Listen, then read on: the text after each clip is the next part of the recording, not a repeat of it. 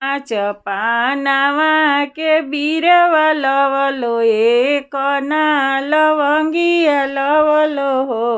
ए लाला न लवंगे करन में पियावारू सले आंगना से जिया सोले हो ए लाला न लवंगे करन में पियावारू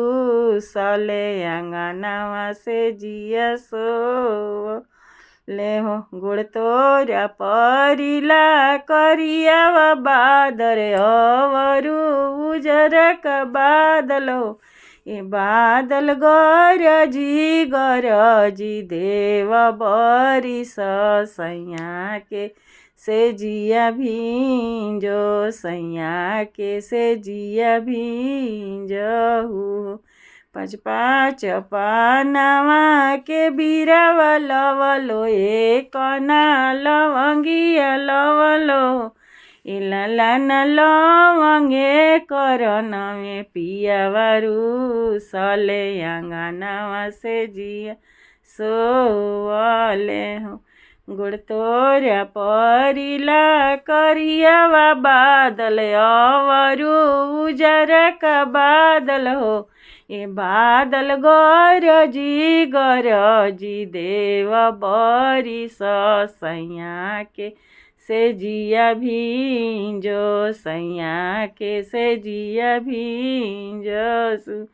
अधिराती गईले पहर राती अवरु पछिली राती हो ए लाला न ठहकी देव बरिसले सैया के से जिया भींजेला हो ए लाला न गरजी देव बरिसले सैया के से जिया भींजेला सैया के से जिया भींजेला वहाँ से उठी पियावा गईले अम्मा के पास खड़ा भइले हो अम्मा अपना से जड़िया सुतावा से जिया भींजी गले हो अम्मा अपने से जड़िया सुतावा से जिया भींजी गईले हो हमरा गोड़ तरिया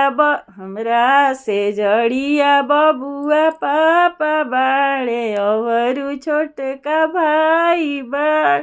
होए बबुआ चली जाना बहुआ के से जरिया बहुरिया तोह के खोजेली हो ए बबुआ चली जाना बहुआ के से जरिया बहुरिया तोह के खोजेली हो वहाँ से उठी बबुआ गईले भाभी के अगवा खड़ा भइले हो ए भाभी अपना से जड़िया सुतावा हमार से जिया भींजी गईले हो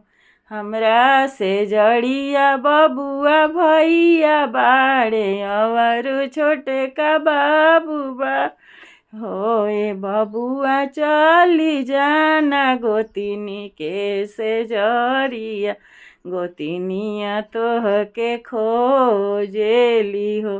ए बबुआ चली जाना गोतिनी के से जरिया गोतिनिया तोह के खोजेली पाँच पाँच पानावा के बीरवा लवलो एक ना लवंगिया लवलो ए लाला न लवंगे करन में पियावारू सले आंगनावा से जी सोले हो ए लाला न लवंगे करन में पियावारू सले आंगनावा से जिया सोले।